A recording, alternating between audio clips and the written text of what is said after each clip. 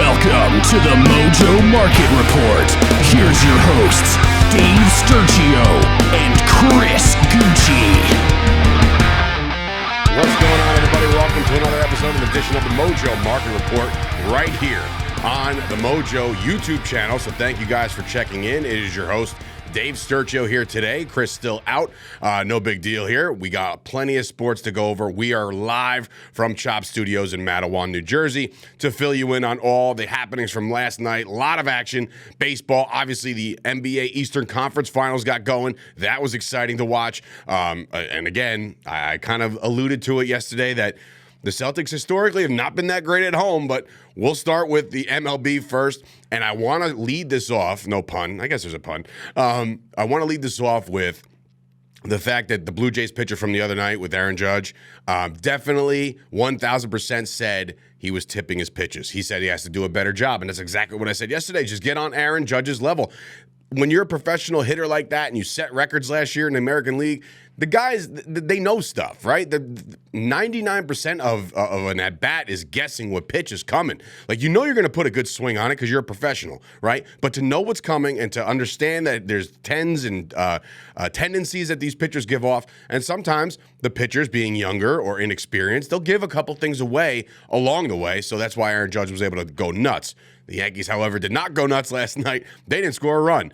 They lost in extra innings last night. Unfortunately for them, they wasted another great start out of Garrett Cole, who's been literally aces in the beginning of this season. He has been literally, I don't know how many times you could say literally in one sentence, but he has been the reason why the Yankees have stayed afloat, and the Yankees are the reason that the Yankees are 25-20. They still find themselves in, second to last place in the AL East, right above the Red Sox, but you've been starting to see a little bit of a trend with the Yankees getting healthier. They do win this series in Toronto, which is good. That's the name of the game, really. At the end of the day, in baseball, early on specifically, you want to get these series wins. And you're not going to sweep every series, right? But you want to get all the series wins you can to compile and get yourself over 500 and get yourself playing good baseball. Speaking of good baseball, it was absolutely needed last night that the New York Mets to beat the Tampa Bay Rays with a unbelievable performance out of Alvarez at the end of the night. A game-tying 3-run shot in the ninth. These guys, listen, this is one of those wins that are absolutely needed. If you're a New York Mets fan, you needed to see some relief. The polar bear went nuts again. He hits another home run, but by the way, he's going to cash in, man. He's going to make some serious coin under Uncle Steve. But the Mets needed it. And, I see the age-old saying, let the kids play.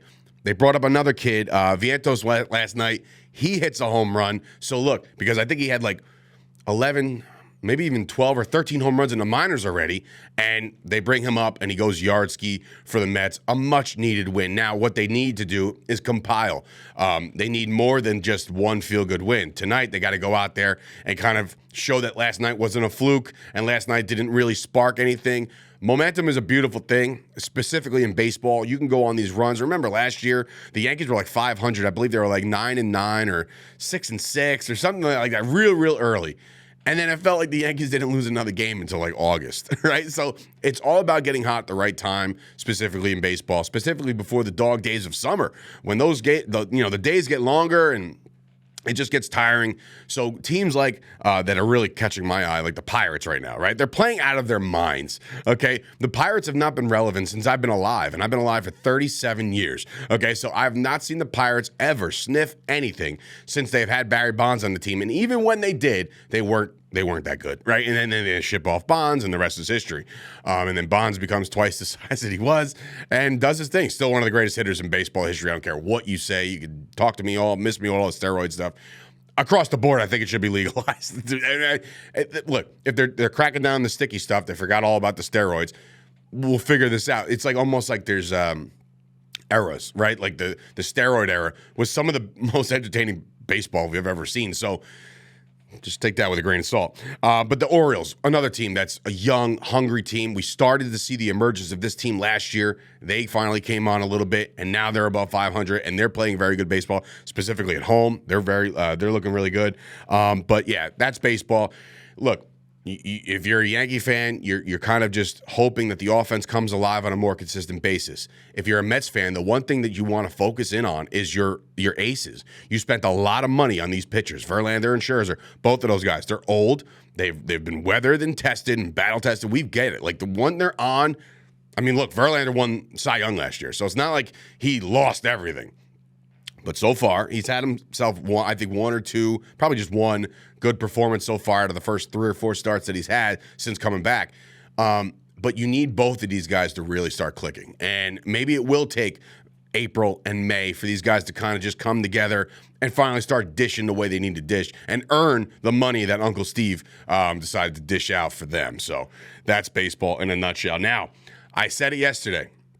I said, historically, recent history will tell you that the Boston Celtics have not played good playoff basketball at home. And I said if the Celtics drop one of the two at home, we are going to have ourselves a banger of a series. I really, truly believe that. I thought if the Celtics went out there, sparked them twice, just a couple real hard hooks to the face, right? I felt like, all right, this series is going to be like the Heat have overshot. The Heat are finally catching up to the Heat, right? But last night, slower start for the Heat. Third quarter, turned it on. Jimmy Butler, once again, Michael Jordan's son, 35 points last night. If you don't know that, look it up. It's a nice little conspiracy theory you can go nuts on. I don't know if I should believe it or not. I really don't. It's one of those things where it's just like you see enough videos, you see enough backstory, and you're like, makes you go, huh. You know, like I don't foresee that being like, oh my God, it's definitely true. But I definitely look at it like, hey, well, that's interesting. But anyway, 35 points at him. Bam Adebayo, 20 points. I told you guys about their role players yesterday, and they just did that. They played a significant role off the bench. Kyle Lowry is a pest. 15 points off the bench last night. These guys are all contributing at the right times, specifically, legitimately, literally. I've said it, I don't know, 14 times. Take the over on that. But they played out of their minds as well, and that's what it's gonna take to take down a powerhouse like Boston. Now, look, you can't take another game out of Tatum's hands. 30 points right there out of Tatum, great. But again, you have to put it all together. You have to shoot better. The Heat shot 54% from the field last night. That's very good, specifically for playoff basketball. Okay.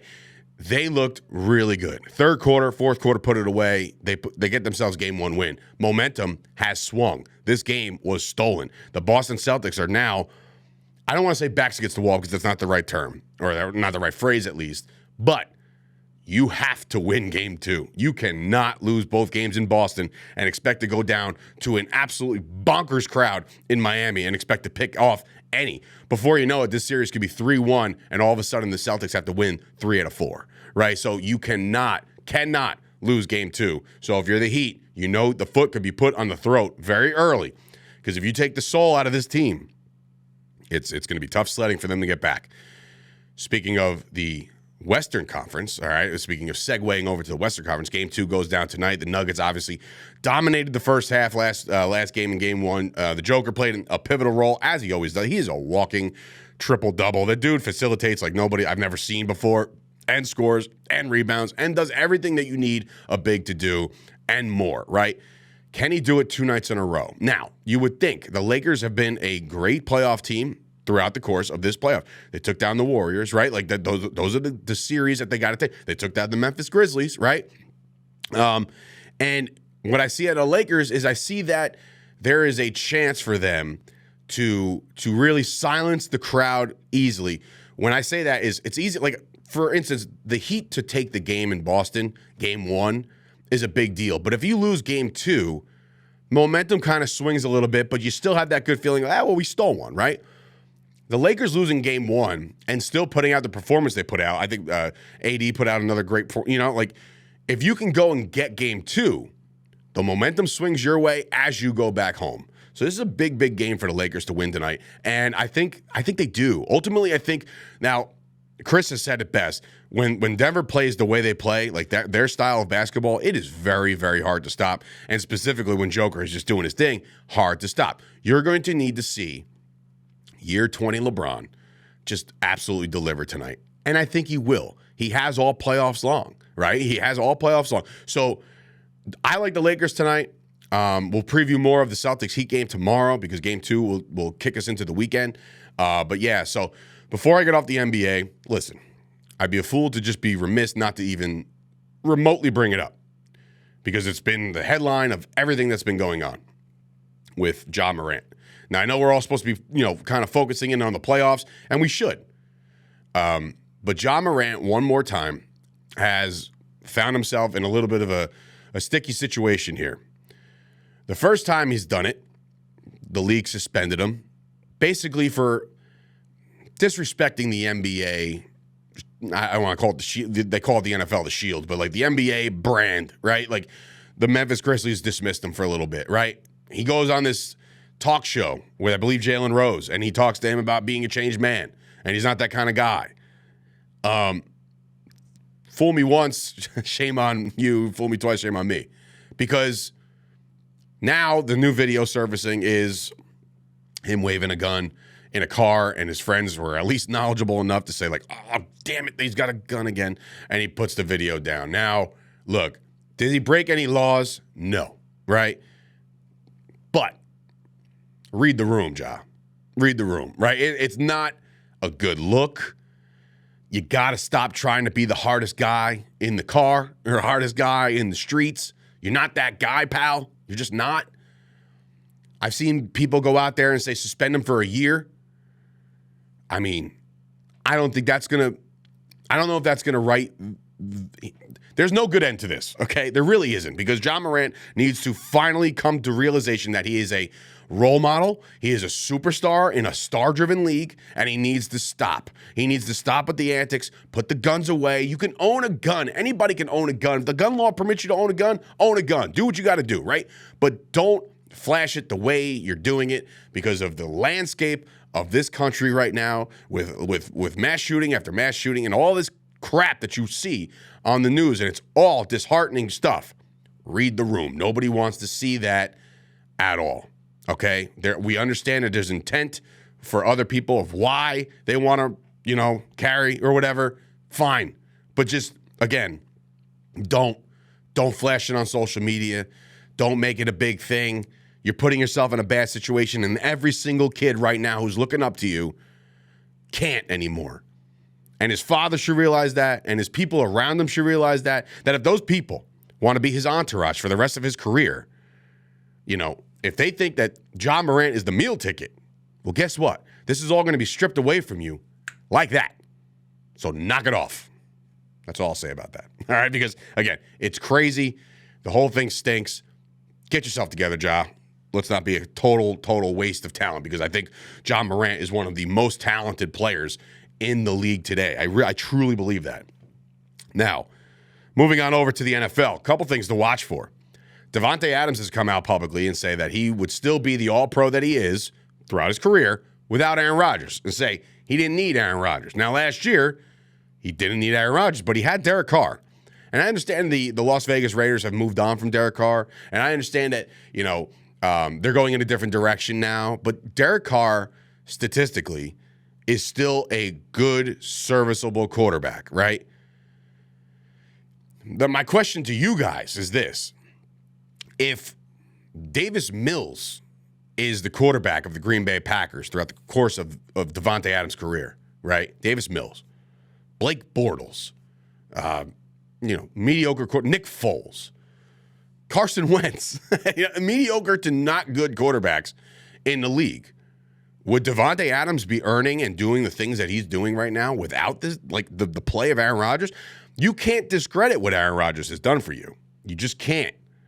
And I think that it's a bold statement. I'm very interested to see what he does with a Jimmy Garoppolo, right? Jimmy G has never been one to just light up the scoreboards. They might go a whole different route. And yesterday I talked about how the league has changed to an air assault, right? And if you have a good quarterback and a good receiver and all that good stuff, you will succeed. You don't need a running back anymore. You don't need a real running game. Josh Jacobs led the league in rushing last year. There's a reason for that. Poor quarterback play. You're right. And again, Derek Carr, we've seen him sling it, but at the end of the day, they had to move on because they feel like, this isn't the direction the team wants to go in. And this is after getting his best friend, his college roommate, his college receiver, Devante Adams on the team. So you got to know that there's some kind of change in philosophy over there, whether it be Josh McDaniels as the head coach or whatever they've done over there.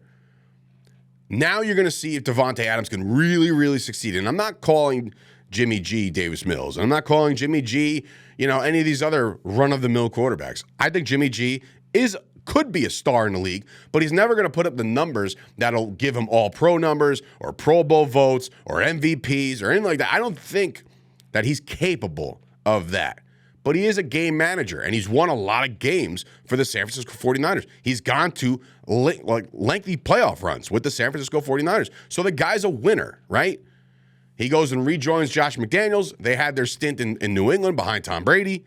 So maybe there will be a good change of culture over there and a change of phase at quarterback, and maybe they will flourish. But for Devante to come out and say he didn't need Aaron Rodgers, I believe that's wholeheartedly blasphemy. I don't like that at all. You know damn well you had one of the best quarterbacks to ever do it in this league. One of the best to ever do it. I still think to this day, and this is just my eyes, and I'm not on ESPN or I'm not on NFL Network and I'm not one of these, experts or whatever, but I consider myself a fan that has watched the game since I was yay big, and my dad just kind of put me in front of the TV. He goes, "This is football. Learn to love it. You're going to love the Cowboys. They're so damn good." And the 90s were great, and then just completely imploded from there. But what I will say is I've seen a lot of quarterbacks come and go. I have. I've seen the tail end of a Steve Young. I've seen the tail end of a Joe Montana. I've seen Tom Brady. Right? I've seen Peyton Manning. But if you were to ask me right now, gun to my head, I know a lot of people love that phrase, who the best quarterback I've ever seen throw the football and do the things he done, that's Aaron Rodgers to me. So you can't discredit that. Now, what Patrick Mahomes is doing, it's another level of skill set. Right, where he's doing hey, somebody's open, that's another world, right? He's got a whole nother, he's got an and one mixtape right now of things that he's been able to do, right? But Aaron Rodgers could be the very best to ever do it when it comes to my eyes of what I've seen and what I've seen him do, where I've seen him place the ball, where I've seen him lace it in there, use his legs when he needed to. Aaron Rodgers is the complete package. I think he's better than Tom Brady. I think he's better than Peyton Manning. I really do. And again, flame me for it in the comments. Go nuts. But what I'm saying is I've never seen anybody just lace it. And remember, I've seen the end of Dan Marino. Not the end, but the middle point of Dan Marino's career, but they never gave him any options, right? The only guy you could say that made all of his receivers is Tom Brady. The Julian Edelmans of the world, the Wes Welkers, none of these guys existed without Tom Brady, okay? Gronk, Hernandez, say what you will about Aaron Hernandez, a whack job he was. But again, talent, right? They made the only star that Brady ever had was Randy Moss. And when he had Randy Moss, guess what? They set records, right? So you have to understand and appreciate what you have. And I've said this the other day on a couple other shows with Chris, and I said, name me a quarterback or name me a receiver, an all-pro, elite receiver that's either A, going to walk into Canton or already there, that didn't have a very, very good quarterback. You will find very few wide receivers who could say they had, crap quarterbacks their entire career. We came up with a couple. Steve Smith Sr. I never liked Cam Newton. I never thought he was any good, to be honest with you. Yes, he had his heyday, but he was also built like a brick S-house, and he was able to mow guys over. So that's why Cam Newton was feared within the league. But I don't think he ever threw the football very well. You could say Tim Brown. Tim Brown, one of the best receivers to ever play the game, I think, right? Name his quarterbacks. And you can say, well, they had this guy. Look, I get it. But I'm saying, statistically, if you look at the record books, guys like Andre Johnson, one of the toughest receivers you've ever seen, right? You could ask Cortland Finnegan how tough that dude is. He never had a quarterback, right? Ever in Houston. Not one. David Carr? No, sorry. David Carr sings the praises of Derek Carr. He's living vicariously through his brother and his success. But think about that. Think about that. Hey, listen, so I read this article by Mark Sessler. He does the Around the NFL, Around the NFL podcast on the NFL Network. He brought up a couple things that kind of, but he put out an article about the NFC and what each team needs to do, and a couple things, four things, kind of like said, whoa, what are you talking about, right? Arizona, what are you going to do with DeAndre Hopkins? You got to make a move, right? If Kyler Murray's not going to be right for at least the first 2 months of football, neither is DeAndre Hopkins, right? We all understand his skill set, but I think if you're going to try to move, you got to make a move now. And his suggestion was that the Green Bay Packers get on the phone with the Cardinals and give whatever it takes. And I'm not saying he's worth anything more than a third right now. Go give a third. Go get DeAndre Hopkins for Jordan Love, because Jordan Love right now has no receivers of note. Christian Watson could be something. Romeo Doubs could be something, right?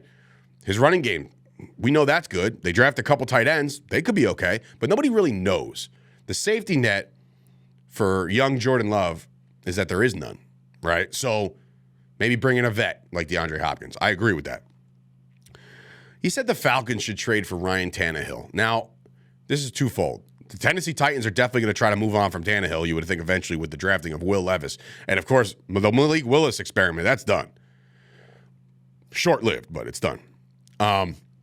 What I think the Atlanta Falcons should do is also trade for a quarterback. But I'm not throwing the book. I'm not shutting this door on Desmond Ridder. I'm just not. It's too early, I think. Give him another year of the Kyle Pitts, Drake London. They draft Bijan Robinson.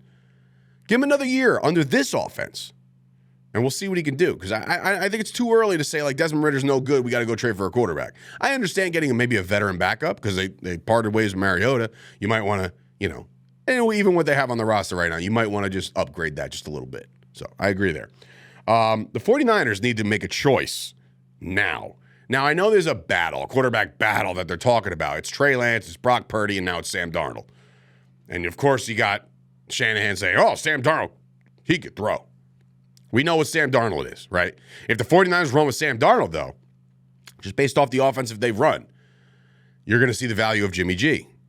You're going to see, can he throw the ball 2 yards on a drag? Can he hand the ball off really well to Christian McCaffrey? Can he dump it to Christian McCaffrey? Can he dump it to Deebo Samuel? Can he extend the play and throw one deep to Ayuk once in a blue moon? Can he look underneath the George Kittle? I think Sam Darnold could do all this. So it's almost like pick your poison.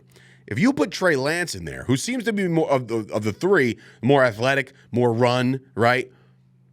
That might change a couple things. If you ask me right now, look what got you there. Brock Purdy got destroyed in the Philadelphia Eagle game. Destroyed. And if it's not for that, the guy's on a miracle run. Maybe Mr. Irrelevant stays relevant. But you got to make a choice, because if you go into camp and you have this three-way competition, it's just, yes, competition does create greatness. It does. But it also creates controversy. You don't want to deal with the who should start, name a guy. Like, hey, listen, day one, we're confident in Sam Darnold if Brock and Trey Lance are not ready. If Brock is ready, Brock's our quarterback. If Trey Lance is ready before Brock, Trey Lance is our quarterback. You got to make a statement, because the competition, Mike Francesa, who I don't like, okay, he said, if you have 2 quarterbacks or 3 quarterbacks, you have no quarterbacks. Make a decision, San Francisco. I agree with him there. And finally, he says, for the Washington Commanders to go all in on supporting Sam Howell, go for it. Go for it. I don't have much to say about it. Go for it. Because everything that's gone into Washington, and I understand they got new ownership now, which is great. They might not be the bottom feeders of the league anymore. They win games. Look, they're not a piss poor franchise. Run, yes. They're run poorly. They've been run into the ground. FedEx Field is falling apart, if they're still even calling it that. So yeah, new ownership, that'll help that aspect. But new ownership's not going to help the play on the field. All right. So again, I digress with the Washington Commanders. I don't really care about them, to be honest with you. I'm a Cowboys fan. I hope they go 0-17. Anyway, that's going to do it. Do us a favor, guys. All right, do us one big favor. Follow us right now on TikTok, on Instagram, on the old Twitter machine at Mojo, M-O-J-O. Very easy to find us. And, of course, if you're going to bet on all these games, please, please, please bet responsibly. Don't put your mortgages out there. But If you want to have some fun, liquid prop bets are some of the coolest, innovative things I've ever seen. Because look, when you go on these FanDuels and these DraftKings and stuff, you put out a bet, you can't pull out your prop bet. You know what I mean? You can only double down or rebet or anything like that. Liquid prop bets go up and down and up and down. Get involved with that. You could do that with the Apple Store or Google Play right now, available on iPhones. And of course, you weirdos with the Androids out there, get with the times. I understand that some of these have like better picture taking, I guess, but like overall, like let's be honest, Apple reigns supreme. The iPhones, if you're a green texter, sometimes I don't even respond. I was like, nah, I can't do this. This is crazy. This is great. How do I know when you read it? How do I know when it's delivered? And then you react to something and it sends it as a text. It's just very annoying. So just get yourself an iPhone, catch up with the times. For Dave Sturchio, this has been another episode of the Mojo Market Report. We'll be back here tomorrow to break down Game 2 of the Lakers and the Nuggets, and of course take you into the weekend with any big news from the MLB or anything like that, or NBA or more NFL Nuggets. The NFL is going to come to a dead time right now, but there's always something. See you guys tomorrow.